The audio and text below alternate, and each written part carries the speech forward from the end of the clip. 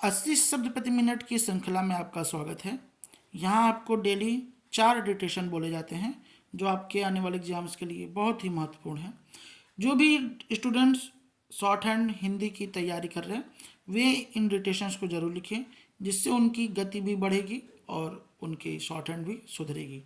Dictation पाने के लिए चैनल को सब्सक्राइब कर लीजिए, बेल आइकन को ऑन करिए, जिससे हमारी नोटिफिकेशन डेली आपको मिल सके। डिक्टेशन स्टार्ट होगा 5 सेकेंड बाद। Ready, start. बजट की बहस में हुई आलोचनाओं के बाद प्रधानमंत्री तथा वित्त मंत्री के जो भाषण हुए उनमें निराशा के बजाय आशा और स्थिति की गंभीरता को न छिपाते हुए भी दृढ़ता के साथ उसमें से रास्ता निकालने की चेष्टा की ऐसी छाप पड़ती है जिसे भुलाया नहीं जा सकता। नेहरू जी तथा देशमुख दोनों ने इस बात से इनकार नहीं किया कि आज हमारे देश की स्थिति चिंताजनक है।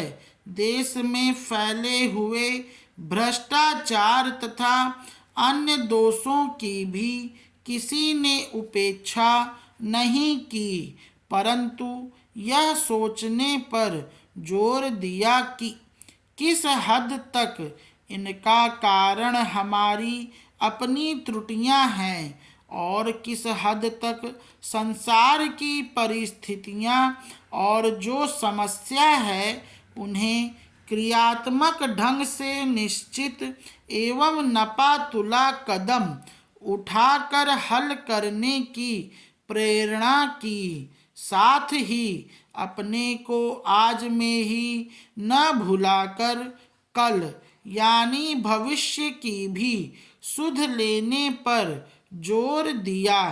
जहाँ तक मेरा संबंध है, मैं आज की अपेक्षा कल को कुछ ज़्यादा महत्व देता हूँ।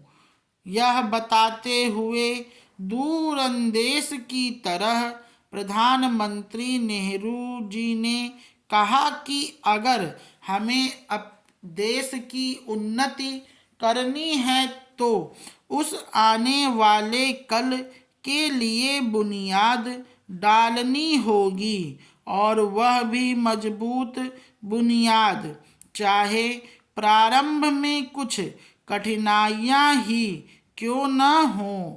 और वित्त मंत्री देशमुख ने भी विकास यानी भावी उत्थान के लिए अपनी संतति के हितार्थ अपने पर अंकुश लगाने का ही प्रतिपादन किया है।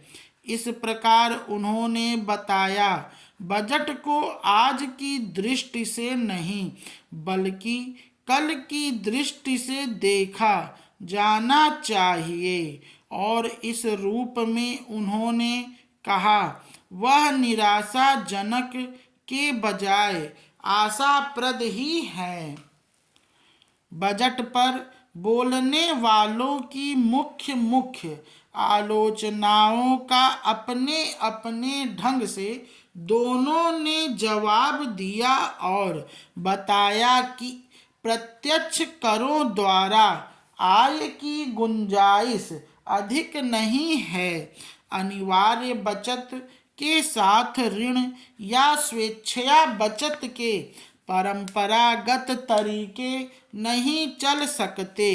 कुछ लोगों के खराब होने के कारण सभी कर्मचारियों को खराब कहने से लाभ के बदले यह हानि ही संभव है कि अच्छे भी बुरे बन जाएं। इसलिए आलोचना विध्वंसक के बजाय रचनात्मक होनी चाहिए। साथ ही प्रयत्न अधिक उत्पादन द्वारा श्री वृद्धि का होना चाहिए। अगर तरक्की अभिष्ट है, नेहरू जी ने कहा, तो कोई भी शासन प्रणाली क्यों न हो, देश को पैसा तो बचाना ही होगा।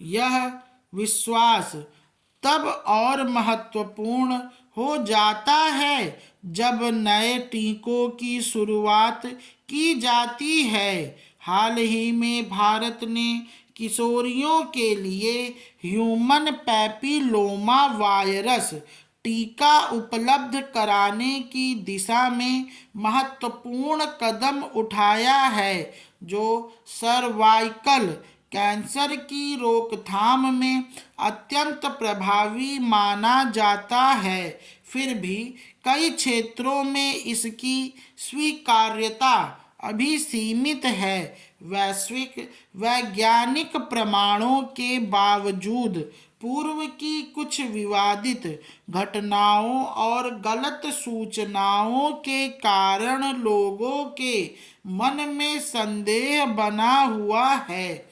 इस स्थिति में पारदर्शिता नीतियां टीकों के प्रति भरोसा बढ़ाने में सहायक हो सकती हैं।